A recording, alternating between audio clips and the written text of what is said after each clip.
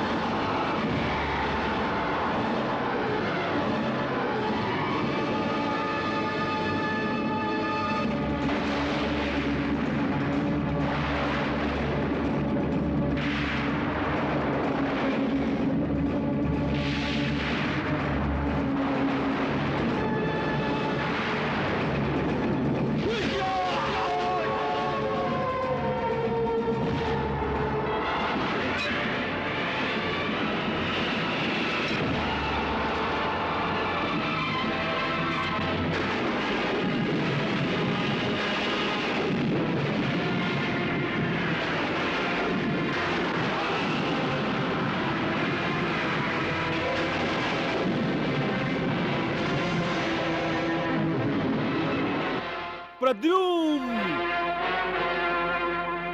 हे मायावी, तू हमार भाई लोगन के वध कैले बाड़े। हम एकर बदला लेब, अवश्य लेब। हाँ।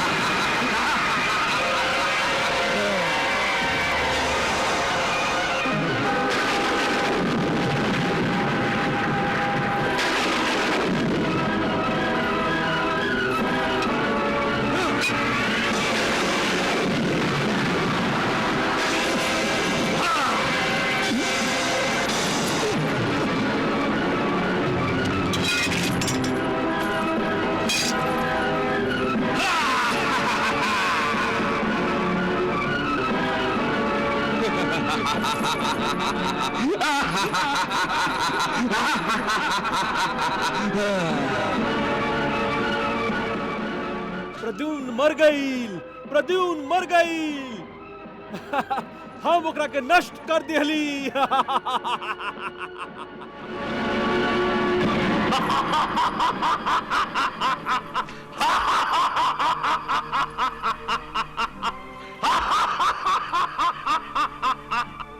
गुप्तचर, जे समाचार तू हमके सुनौले बाड़ा, उहे समाचार हम और महारानी फिर से सुनल चाहत हई।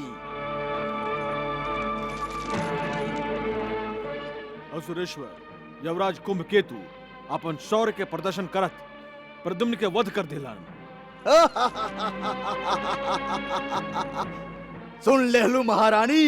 प्रद्युम्न गुरुदेव के कहला के अनुसार जे हमार काल रहे, खुद मृत्यु के निवाला बन गए। कहत रहे कि ऊ हमार मृत्यु हा, शंबरासुर के मृत्यु।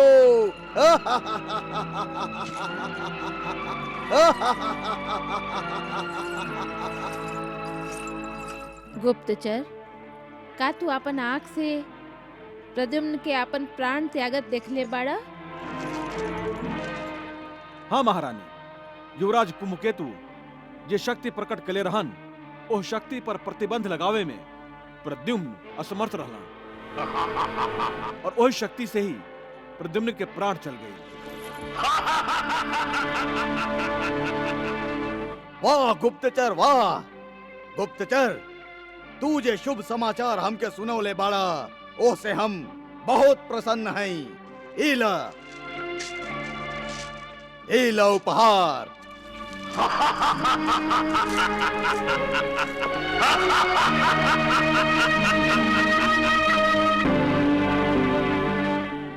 मायावती, का बहियों तोहरा मन में प्रद्युम्न के भय बा? स्वामी, प्रद्युम्न के भय नहीं खे, बाकी भ्रम जरूर। मायावती, जब प्रद्युम्न के वध हो चुकल बा, तब फिर से भ्रम के भावना काहे? काहे मायावती, काहे? स्वामी, न जाने काहे हमके विश्वास ना हो रहल है। मायावती, तू प्रद्युम्न के माया के प्रभाव में आके अकारण ही भयभीत हो रहल हो, और अकारण ही हमरा पर और हमार परम प्रतापी बेटा कुंभकेतु पर अविश्वास कर रहल हो। काहे? ना ना स्वामी, ना। बाकी हमके अपना आप पर और अपन शौर्यशाली बेटा पर पूरा विश्वास बा मायावती। हमार बेटा देवतन के भी परास्त करे के क्षमता रखेला। प्रद्युम्न तक खाली ग्वाला कृष्ण के बेटा रहे। प्रद्युम्न मर गईल मायावती, प्रद्युम्न मर गईल। मायावती, हम तोहके आपन माया से रणभूमि के दर्शन करवा सकत हई। देखल चाहबू?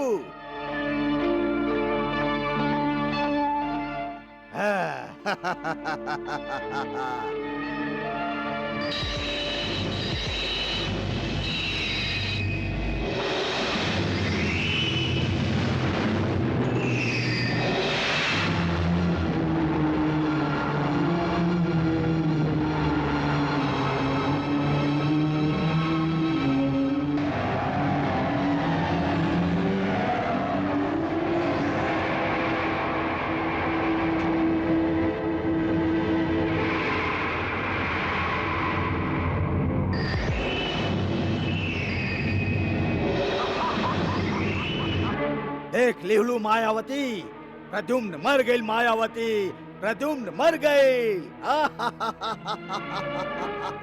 स्वामी, हाँ स्वामी, प्रद्युम्न के वध हो गई।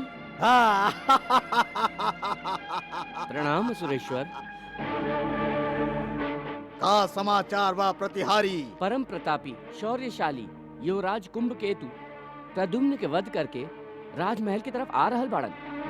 हाँ। वाह कुंभ केतु वाह। महाराज कुंभ केतु के महाराज कुंभ केतु के महाराज कुंभ केतु के महाराज कुंभ केतु के महाराज कुंभ केतु के महाराज कुंभ केतु के महाराज कुंभ केतु के महाराज कुंभ केतु के।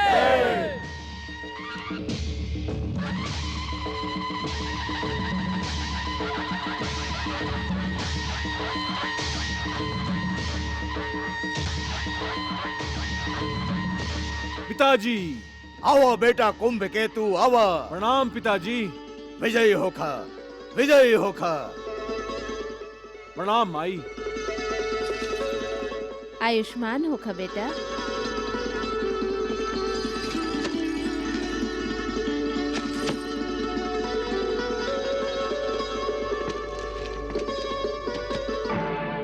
कुंभ केतु आज हम बहुत प्रसन्न हैं। तू अपन भाई मायासुर के वध के बदला ले लेला।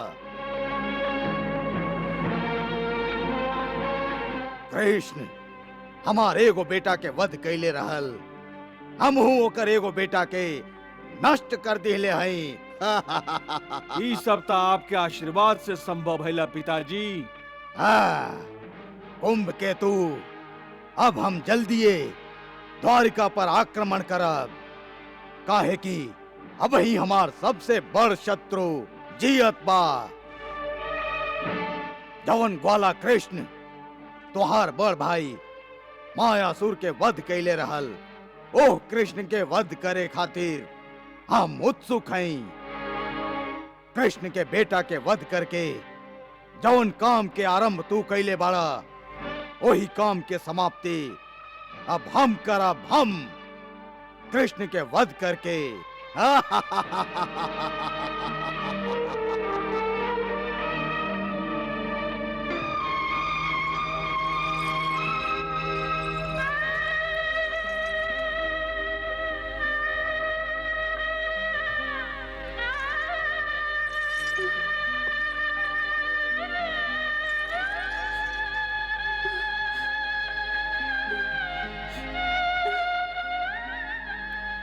स्वामी आँख खोली। स्वामी स्वामी आँख खोली। आँख खोली स्वामी। स्वामी आँख खोली। स्वामी स्वामी आँख खोली। स्वामी आँख खोली। स्वामी हम रती हैं। स्वामी हम रती हैं। एक बार, खाली एक बार आँख खोलकर हमरा तरफ देखे स्वामी। स्वामी आँख खोली। स्वामी स्वामी आँख खोली। स्वामी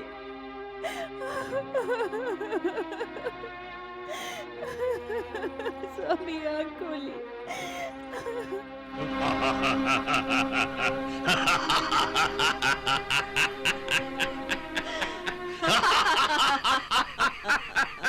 महारानी आज तो मदिरा पान करे से पहले ही नशा चढ़ गया। हाँ महाराज। का प्रद्युम्न के वध के समाचार मिले से ही नशा चढ़ गया। आप ऐसे अचानक हमारे साथ छोड़ के ना जा सकी स्वामी, ना जा सकी।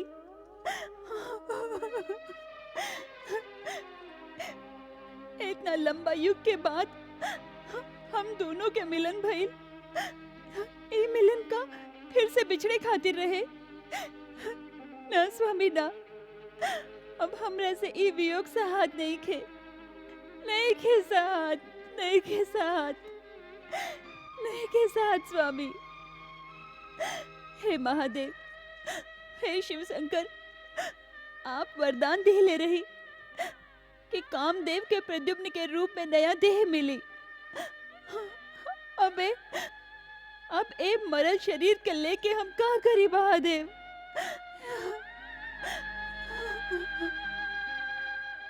हे महादेव, बताई बताई आप हमके ऐसन झूठा वचन काहे दी ले रही, काहे दी ले रही, काहे दी ले रही।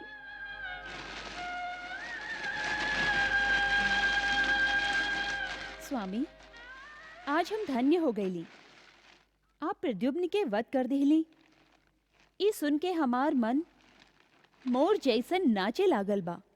कामिनी, ये तो तुहार तपस्या के प्रभाव है। ना स्वामी, ई आपके वीरता और शौर्य के परिणाम है। कामिनी, प्रद्युम्न हमार अनेक भाई सबके वध कैलस।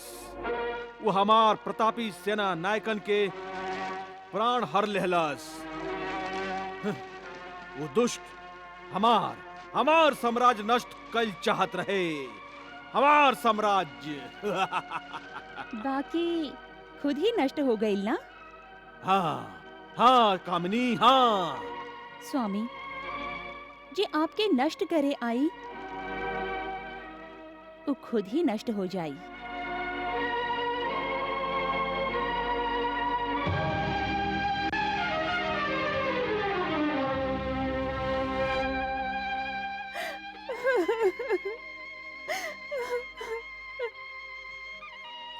रति, माई, माई, माई। देवी रति, ये कहाँ हो गई? माई, ये कैसे हो गई? माई, हमरा पर अन्याय भइल है माई, हमरा पर अन्याय भइल है। देखी, ई देखी, कुंभकेतु के दिव्य शक्ति प्रद्युम्न के प्राण हर लेहलस माई। प्राण हर लेहलस? ना, हमरा प्रद्युम्न के संसार के कौनो शक्ति मार ना सके।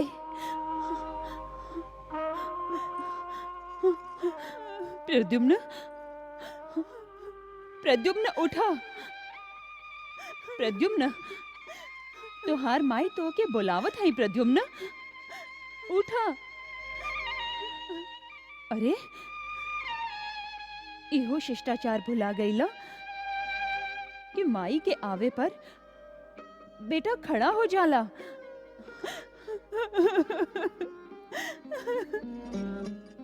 ना बेटा, उठा बेटा, हमार वीर बेटा, उठो। अभी सुते के समय नहीं खे आइल। अभी तो तोहके बहुत सा काम करे के बा। बड़ा महत्वपूर्ण काम तोहके पूरा करे के बा बेटा। उठा, उठा बेटा, उठा।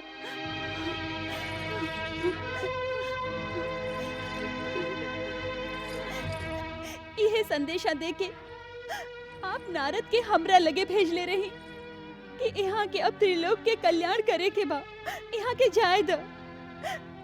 शंबरासुर के वध के बाद वो तोहरा लगे वापस लौट आई है। आप बताई का कर दिहलन इस शंबरासुर के वध? अब लौटा दी ही हमके हमार प्रद्युम्न के, लौटा दी ही। नारद भी हमके धोखा दिहलन, आप भी हमके धोखा दिहली कि आपके मायावी शक्ति से अब प्रद्युम्न अजय हो गई बाड़न। अब कहवा गई आपके विद्या, कहवा गई मायावी शक्ति? खुद भगवान शंकर भी हमके झूठा आश्वासन दिहलन। अब तीनों लोक में के सुनी हमार पुकार। हमरा संगे कईल गईल अन्याय के बेटाई। अब देखाई अपन मायावी शक्ति के चमत्कार, देखाई चमत्कार।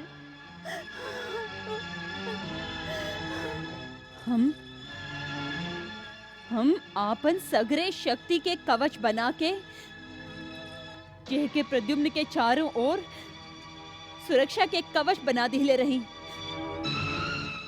अब हम पता करब कि ऊ कवन ऐसन शक्ति रहे जे सुरक्षा कवच के भेद के हमार प्रद्युम्न के प्राण हरलस।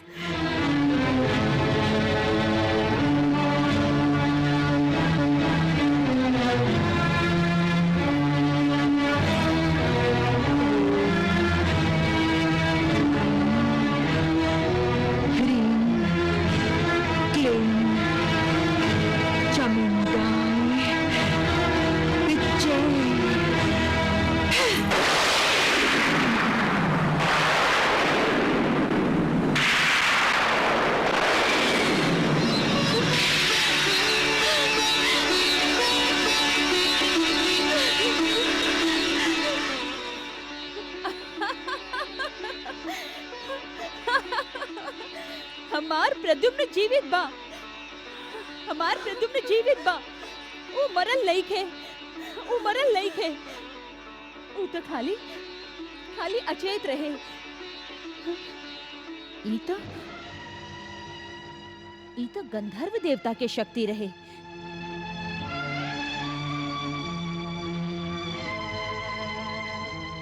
हे गंधर्व देवता, हे नाग देवता, हे यक्ष देवता, प्रकट होई देवता, प्रकट होई।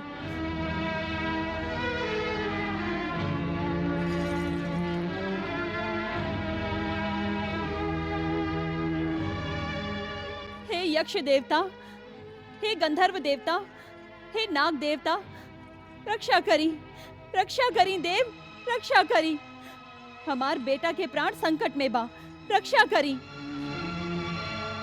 आप कबो कुंभ केतु के जे शक्ति प्रदान कैले रही, ओ शक्ति के दुरुपयोग करके कुंभ केतु हमार प्रद्युम्न के प्राण संकट में डाल दिले बा।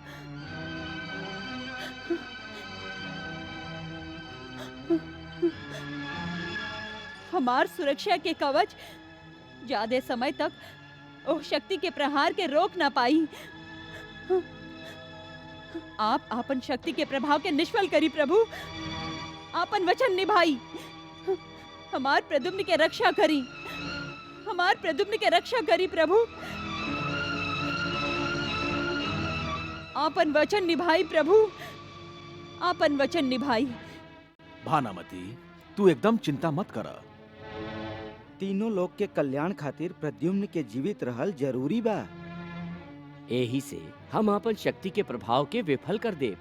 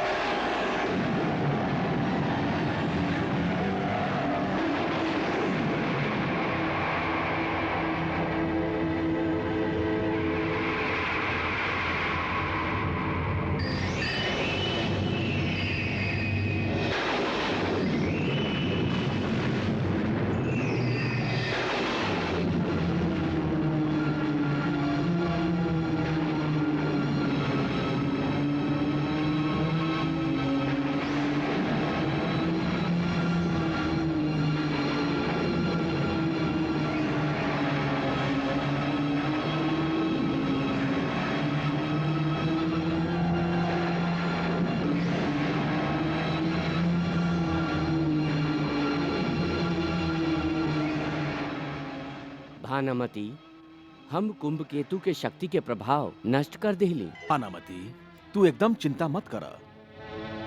तीनों लोग के कल्याण खातिर प्रद्युम्न के जीवित रहल जरूरी बा। यही से हम अपन शक्ति के प्रभाव के विफल कर देव।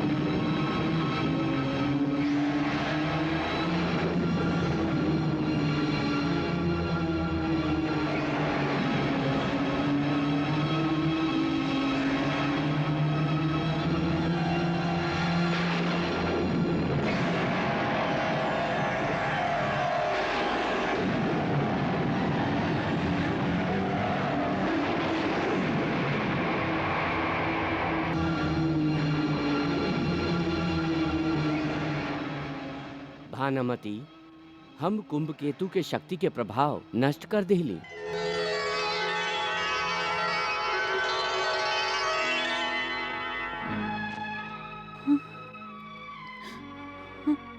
उठा प्रद्युम्न, उठा।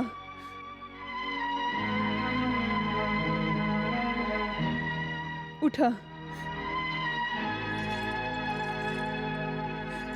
हम भानुमति तोहार माई तो के आदेश देते ही बेटा, उठा।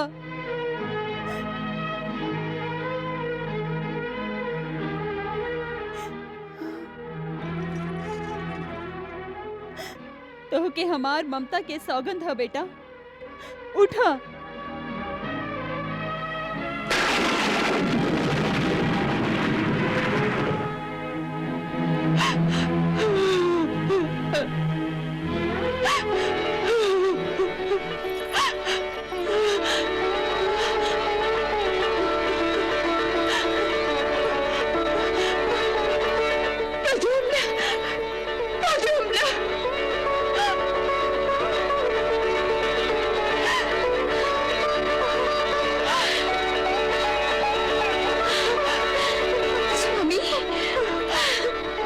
प्रद्युम्न, उठा बेटा, प्रद्युम्न, उठा बेटा, उठा, उठा, उठा बेटा, उठा। स्वामी, स्वामी, उठा प्रद्युम्न, उठा। स्वामी,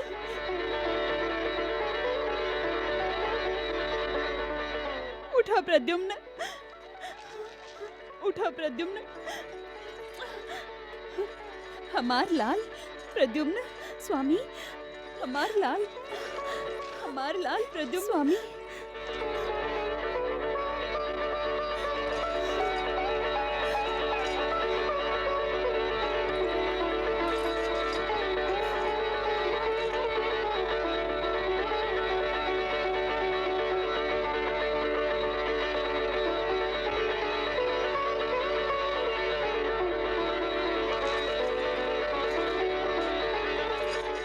प्रणाम माई।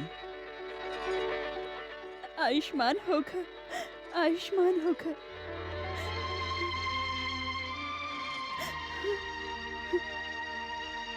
माई, आप रोवत काहे हैं? शायद हमरा से कोनो भूल हो गई बा, यही से रणभूमि में आप सबके आवे के पड़ल। हमके क्षमा कर दी माई। हमरा पास कुंभकेतु के ओह शक्ति के कोनो उत्तर ना रहे। बाकी अब हमरा से ऐसन भूल ना हुई माई। हम लोग के तो से यह अपेक्षा बा बेटा, यह अपेक्षा बा।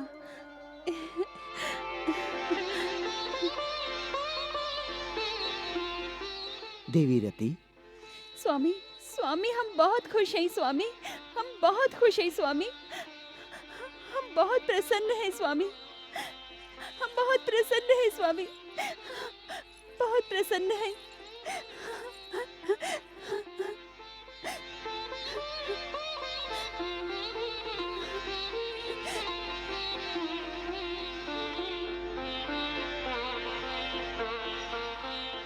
आयुष्मान होकर बेटा, आयुष्मान होकर।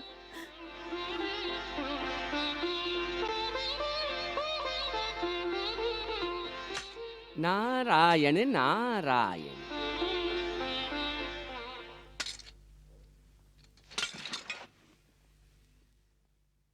प्रणाम देवर्षि। विजयी होखा। देवर्षि, आप जैसन महान तपस्वी के आशीर्वाद से हम यह युद्ध में सहज विजय प्राप्त कर लेब। जरूर प्रद्युम्न, जरूर विजय तोहरे होई। बाकी ई विजय इतना आसान नहीं खे।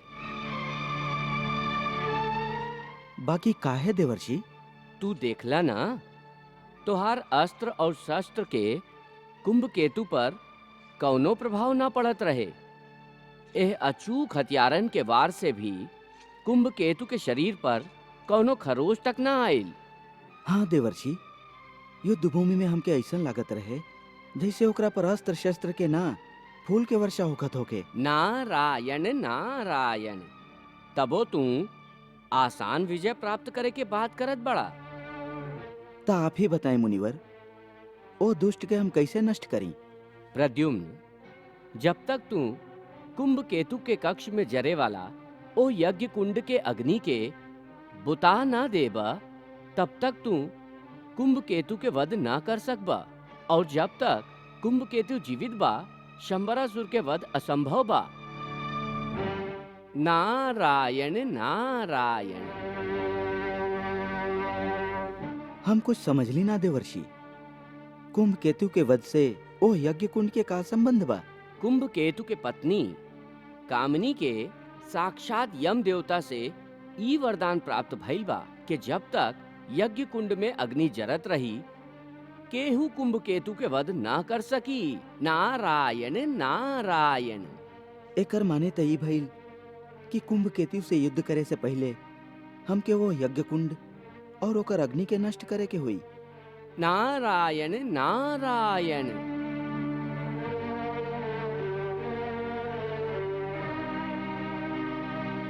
नारायण नारायण।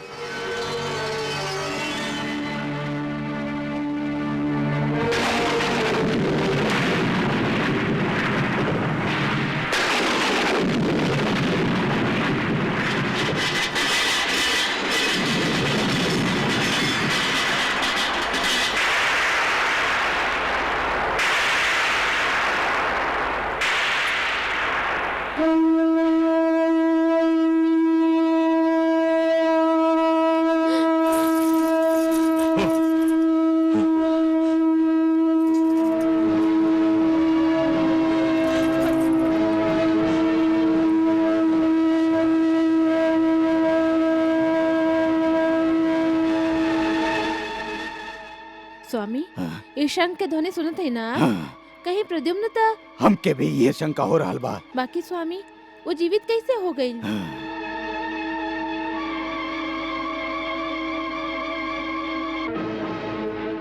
हमार मन कोनो जहरीला सांप के तरह बार बार फन उठा रहल बा कि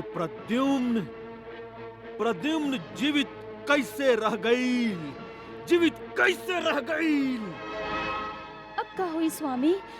चिंता के कोनो बात नहीं कामनी, हम खुद अपना पैर तले उस सपोला के कुचल डालब हम। हाँ।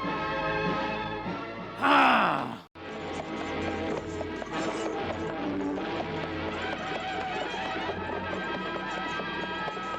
ठहरा सारथी।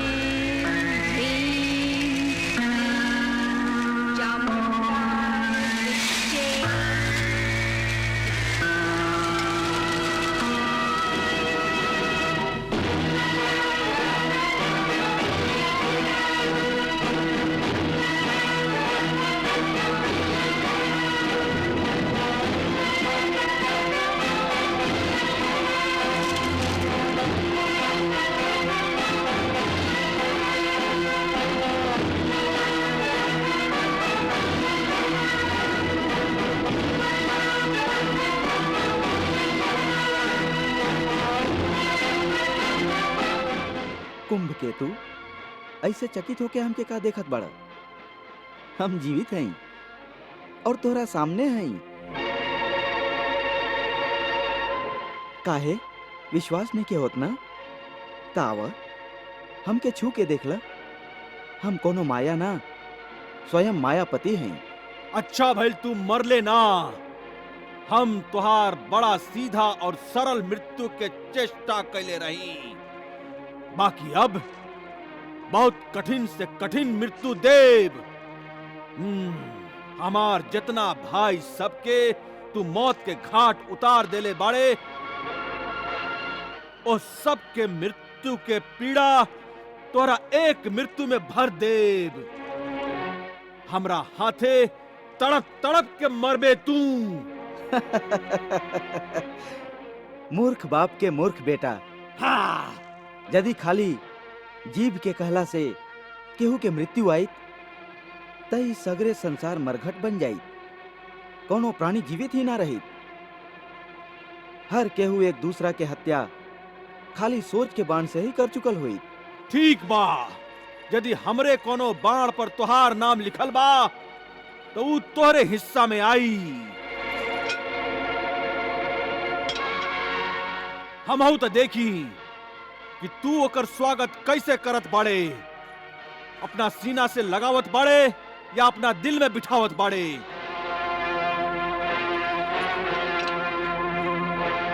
ले संभारे के।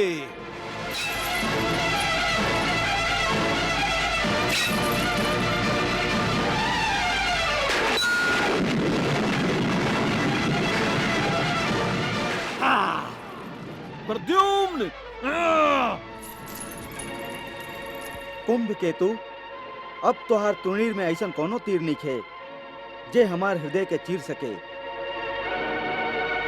तोहारे बाण से काम ना चली कुंभ केतु, कोनो बड़ अस्त्र या शस्त्र निकाला। तू तो बड़ा मायावी बड़ा, एगो महान मायावती के बेटा भी बड़ा।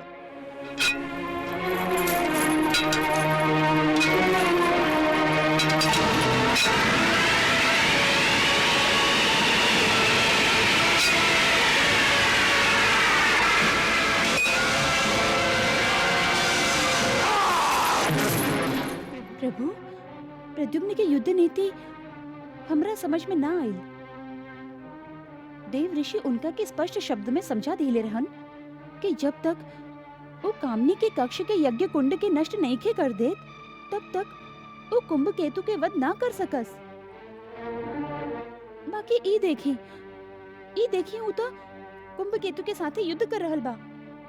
वो कामनी के यज्ञ कुंड के नष्ट करे के प्रयास काहे नहीं के करत प्रभु। देवी, प्रद्युम्न योग नीति अपनौले बाड़न। वो कामनी के पुण्य के शून्य होखे के प्रतीक्षा कर रहल बाड़न। बाकी कामिनी के पुण्य शून्य होई कैसे? कामनी अपन पति के रक्षा खातिर इतना उत्सुक बाड़ी कि वो खुद अपना हाथ से अपना पुण्य के नष्ट कर रहल है। ओम ऐं ह्रीं क्लीं चामुंडाय विच्चे। हे असुर बालक, हम कोनो खिलौना ना हई जेकरा तोहरा जैसन बालक तोड़ के फेंक देवे। बालक हम ना प्रद्युम्न, तू बाड़ा तू। काले हमरा सामने तोहार माई तो के अचरा में छुपौले हमरा से दूर भागत फिरत रही।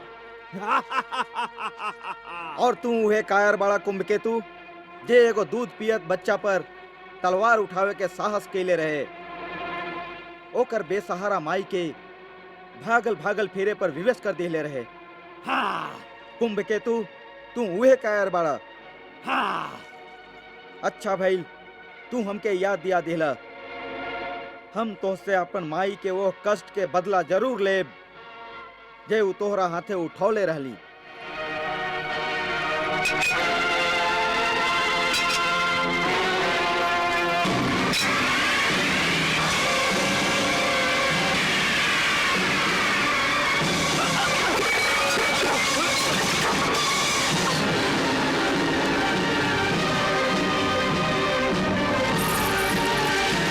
ओम ऐं ह्रीं क्लीं चामुंडाय विच्चे।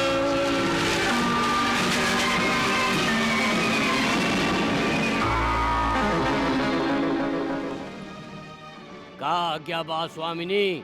जा रणभूमि में जाके हमार स्वामी के शत्रु प्रद्युम्न के वध कर दो। जे आज्ञा स्वामिनी।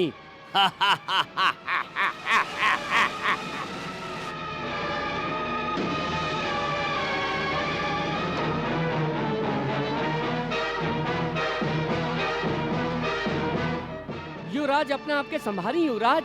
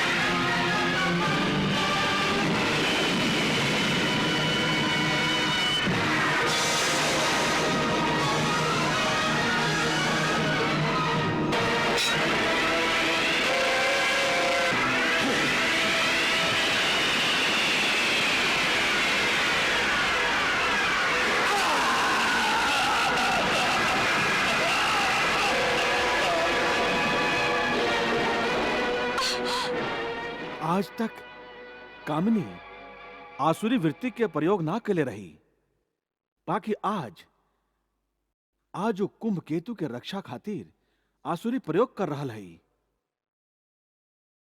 देवी, प्रद्युम्न अपना माया के प्रयोग से कामनी के चिंतित कर रहा है, ओकर विश्वास के तोड़ के ओकरा ज्यादा से ज्यादा आसुरी प्रयोग करे खातिर विवश कर रहा है।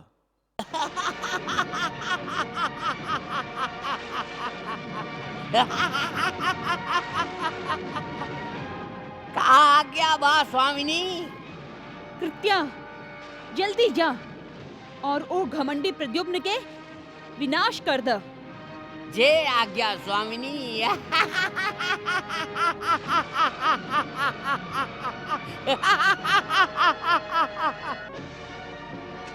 हाँ, हाँ, युवराज अपना आपके संभारी युवराज।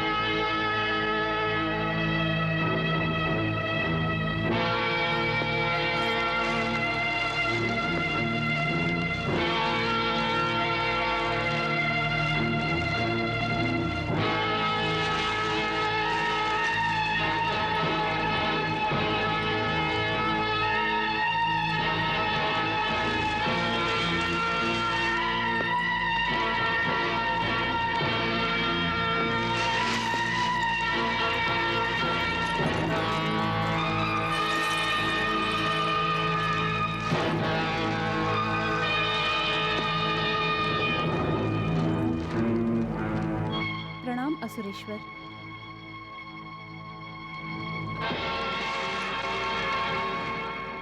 का भइल? का बताई बहू, का बताई? बताई ना। का भइल? कैसे बताई बेटी, ना हमरा में बतावे के साहस बा, ना तोहरा में सुने के साहस बा। कैसे कहीं कि हम तोहार अपराधी हैं, हम तोहार अपराधी हैं। अपराधी? और हमार? हाँ बेटी हाँ। ये आप का कहत हैं? ओ ग्वाला पुत्र प्रद्युम्न हमार कुंभकेतु के भी वध कर दिलस। ना, ये ना हो सकेला, असंभव भाई, ये ना हो सकेला, ये असंभव बा। कृष्णा